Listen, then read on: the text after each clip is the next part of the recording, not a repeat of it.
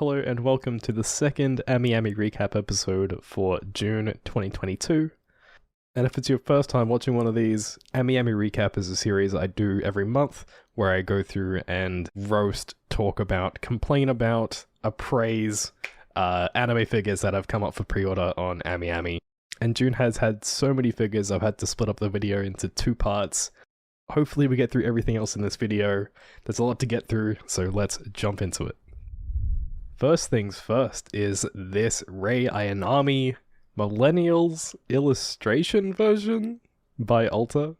Why is this called Millennials version? Do they think Millennials are just walking around everywhere wearing plug suits and hoodies? I don't know, but it does look sick though. I like this so much more than the Radio Eva Rei figures, by like a massive margin. I guess the theme is slightly different, but oh, that hoodie looks so damn good.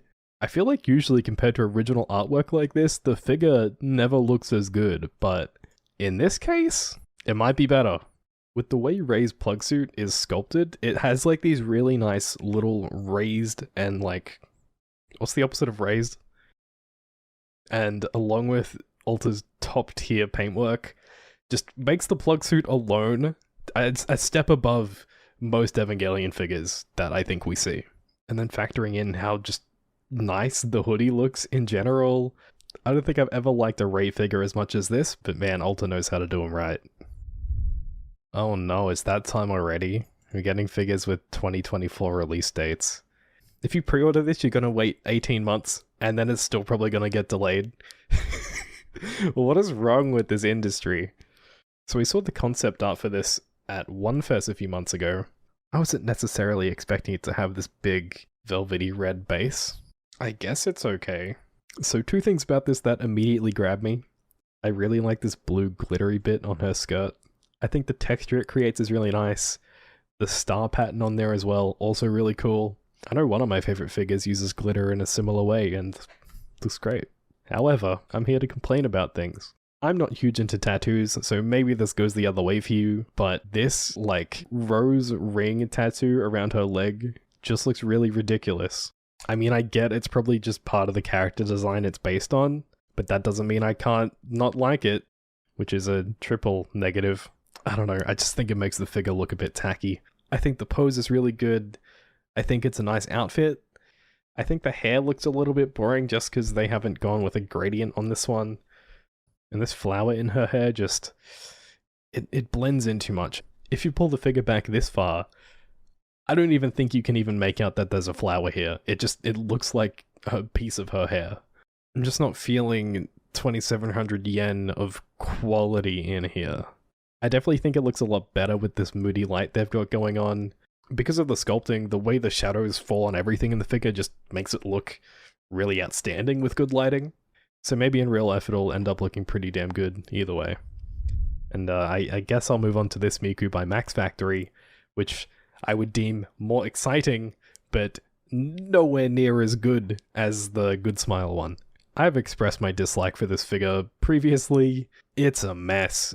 I think there's some really good ideas in this. I think some of the things with the base and some of these gradients on the hair that make it look like a lava lamp just look really cool, and that's a really awesome theme.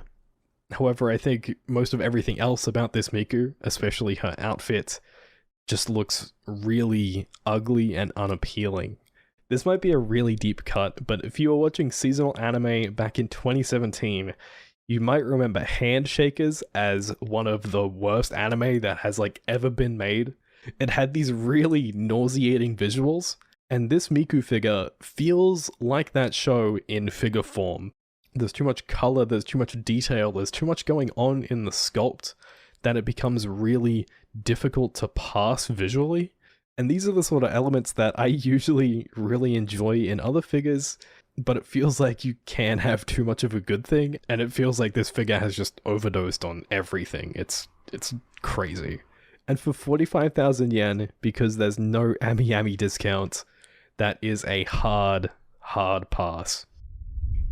Why is her name Bagpipe? As this is an Arknights figure, it is based off artwork that looks significantly cooler, which is disappointing because that's half the reason why that artwork is so cool to begin with, but I do understand why. Even though it's quite big, I do really like the base on this. I like the cloudy, smoky puffs going on. I think the sculpting and coloring on that is really cool, really sells the effect well. For the character herself though, she looks like one of those girls from Quintessential Quintuplets, which then just gives me a very strange feeling. I think the detailing on the character is quite good. These characters typically have a lot of small, tiny little details everywhere, which makes them way more interesting to look at up close.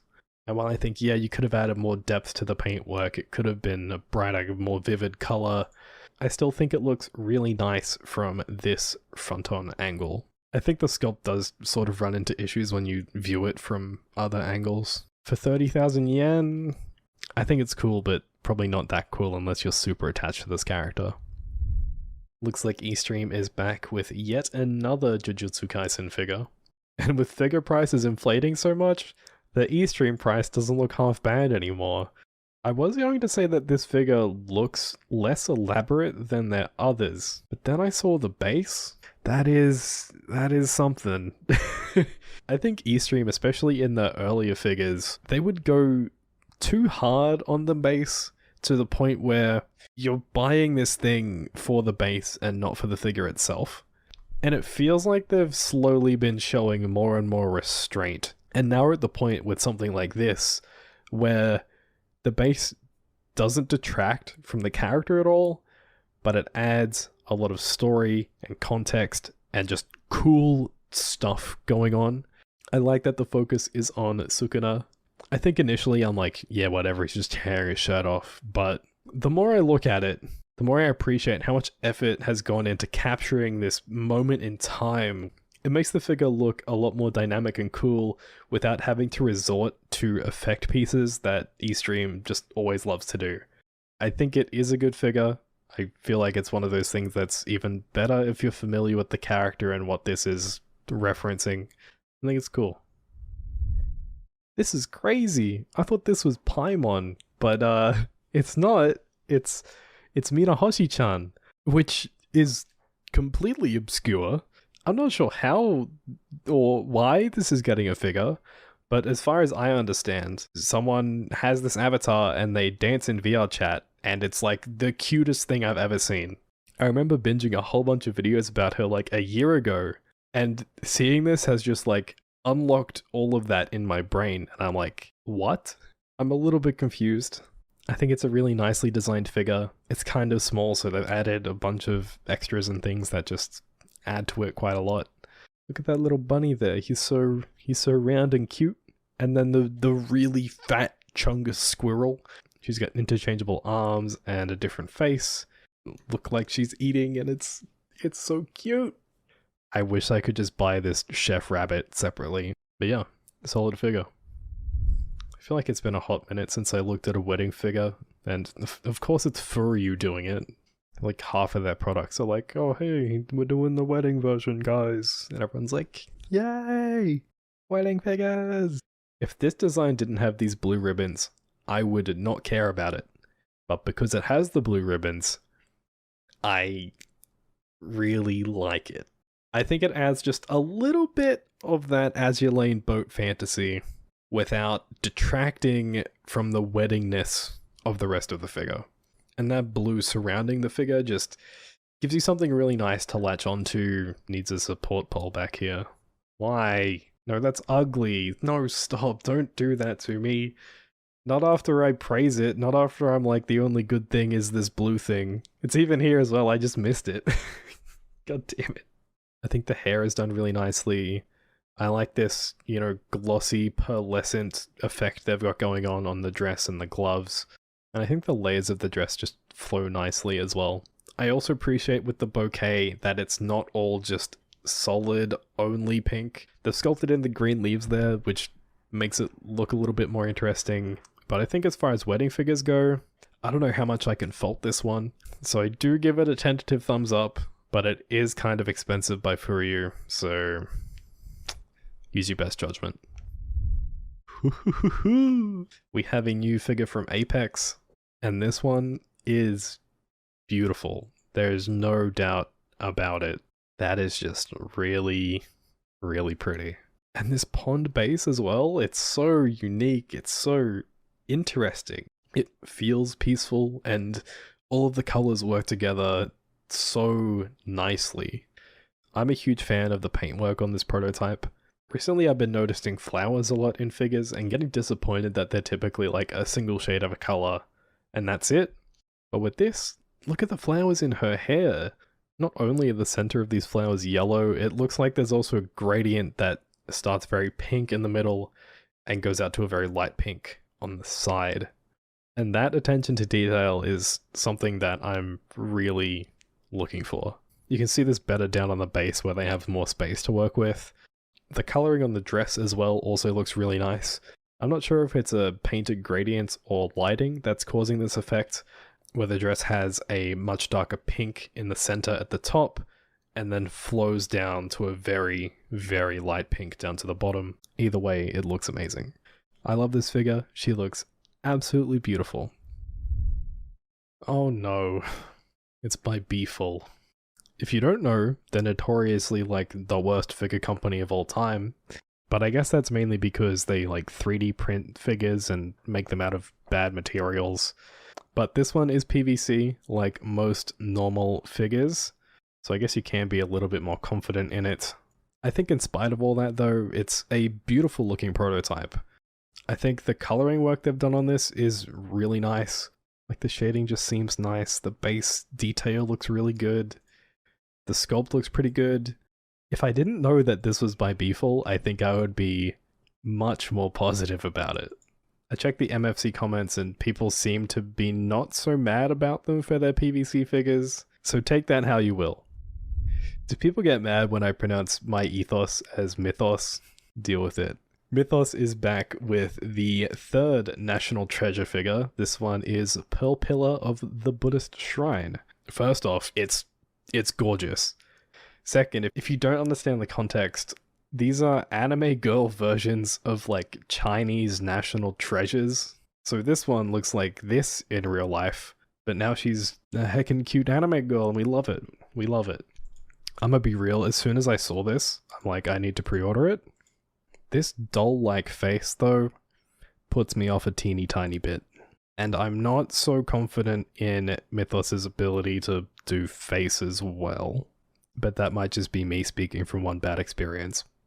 Other than that, this figure is supremely beautiful. These little pearls on her dress and even the pattern that they're sitting on. And this satin red at the top is so striking and beautiful, it's amazing.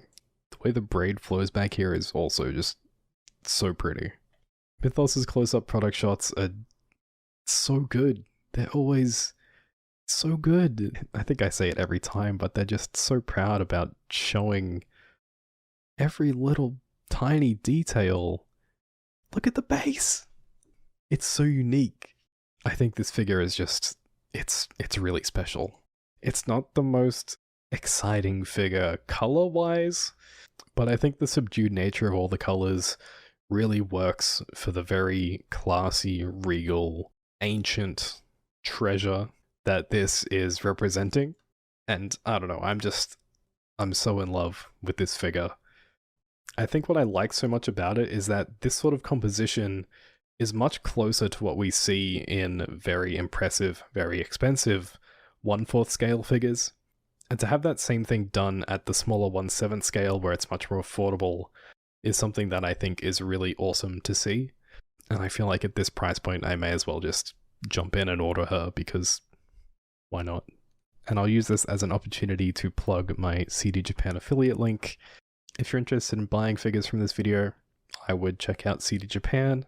I think their prices are pretty good, and that's where I buy most of my figures.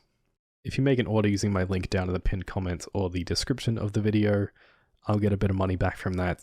So as always, thank you to everyone who does that, but don't make me pressure you into buying things from CD Japan specifically. It's just an option I'm throwing out there for you. When I saw this figure back at One Fest a few months ago, the photos were really bad, so it's nice being able to see it properly now. For some reason, I enjoy the silly little jaggy teeth they've given her. I don't know why. I guess it's not something you see all that much on anime girls. Otherwise, while I feel like the character design is really cool, I'm really not seeing a whole lot of shading anywhere, which concerns me.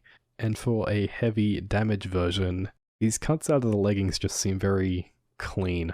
So I'm a little bit disappointed by it. Like, I really enjoy how, like, goofy the face looks, and I think the front of the hair is also really nice. The blue on the tips of the hair is kind of strange, but I can live with it. But yeah, I think the figure probably has too many issues for me to recommend, and I'm also just like not a huge fan of this base. It seems sort of tacky, meh. Relative to other figure prices now, not that expensive, but still probably a bit too expensive for what I'd recommend to buy her for. Ooh, another figure by Luminous Box. That's exciting. I saw the Pelicanus figure came out. It seemed to turn out pretty good, and looks like they're pumping out a ton of figures now. And the designs of them always seem pretty interesting. So this is Watchmaid, who comes sitting on a giant pocket watch, which itself looks incredibly beautiful. I love the design they've used on this. It's sort of a shame because no one's ever going to be looking at the back of this figure after they put it on the shelf, but I respect it. But it does seem like the front-facing part also has some cool detail there. And last episode, when I was complaining about the Kurumi having that acrylic standee of the clock behind her in a figure that costs 3 times as much as this one, that's why I have issues with it. Because if this figure can have this cool clock feature, surely that Kurumi for like 50,000 yen can also have an actual clock. But I digress. This is a really awesome looking figure. They don't have too many close-up shots, but from what I can see back here, I'm liking what I'm seeing. And the only thing that weirds me out about this is these like standing up discs that support the base. I'm not sure if that has any meaning, but I think it looks cool either way. So yeah, seems like another solid figure by Luminous Box. Looks pretty good. I assume this figure is a counterpart for Eisui, which Neon Max also did. And once again, it's a crazy impressive looking figure. I think there's gold detailing all around the place, like on the thigh and around the ankle. That's really cool. And the painting of everything in general just looks quality.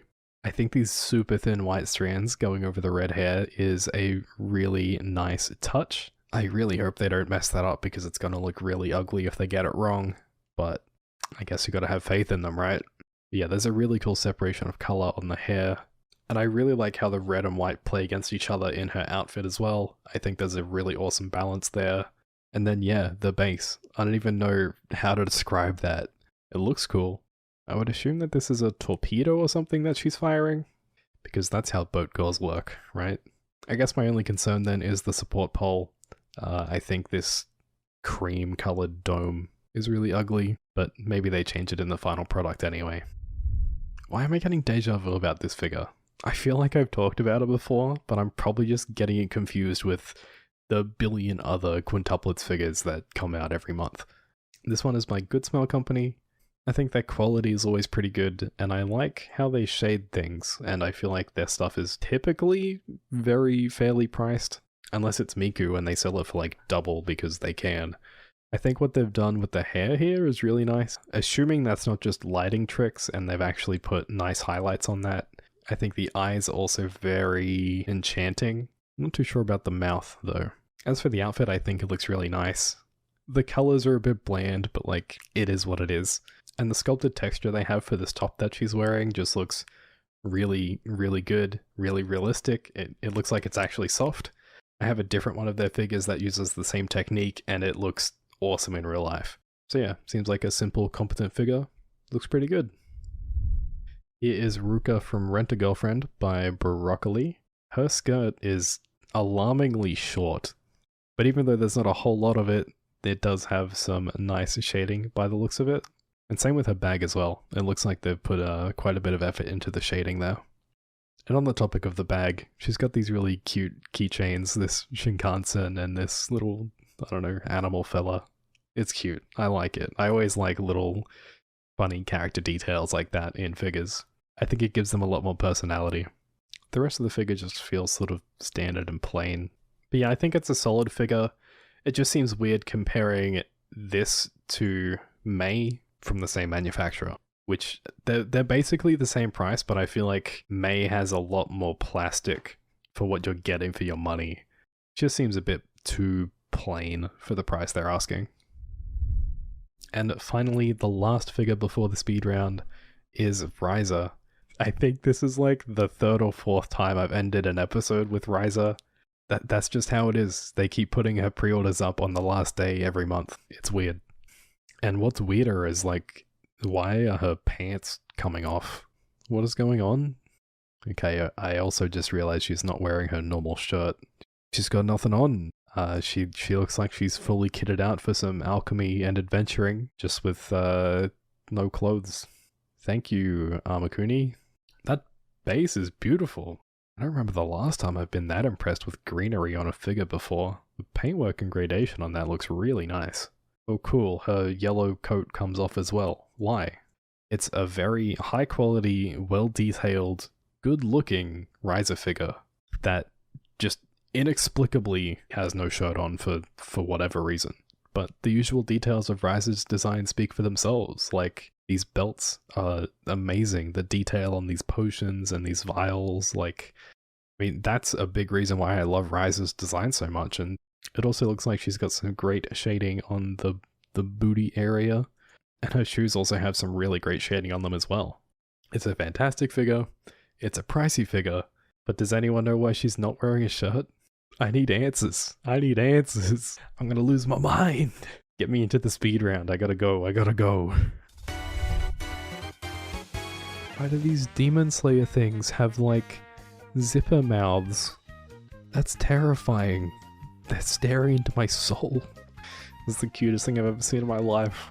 You know, I never thought that the girl who comes with an orca would also come with a slice of pizza. Oshawott Pog. I feel like Kotobuki is out here to just trigger me with the coloring of these black outfits. Like, why? Make it better. Do better. At least this figure can change pose like that. It's kind of cool gimmick, I guess. What? What is... Tea Time Cats. British short hair. It's like an actual cat girl. What? It's like a cat girl if cat girls were like mermaids, where the top half is a girl, but the bottom half is a cat. Why? Who asked for this? That's not why people like cat girls. Lemon hamster, peach bat, a lime whale, banana, mango, grape bunny. These are cool, but wow, that's it's kind of expensive. Okay, a few things. Why is this called Hermione? Is that like a name of a ship? I thought that was made up for Harry Potter. Why is Hermione carrying a chair? Why? That's weird. That seems like a weird accessory. And for a figure that's just like completely white, looks pretty good. This looks so wrong. It looks less like a wedding figure and more like she's dressed up as a spooky ghost and she's trying to scare people on Halloween. I think the sculpt is bad, the paint looks bad. I don't know how they're charging this much money for it. Should have just been like a prize figure or something. No, FuRyu with more Rems? Who wants egg art Rem? Hands up in the comments. How many of you are waiting for egg art version Rem? All 7,000 of my subscribers are like, yeah, I love egg art Rem. I've been waiting 10 years for egg art Rem. This is my favorite part of ReZero when she's in the egg. No. Zero people are saying that. No more Rems. Stop it. Stop. Hey, remember this lolly cat girl from the last episode? A different company made a much better one like a week later. Wow, look at that. I like this one so much more. Why would you not get the one with the big fish? I feel ashamed about praising this one when this one exists now.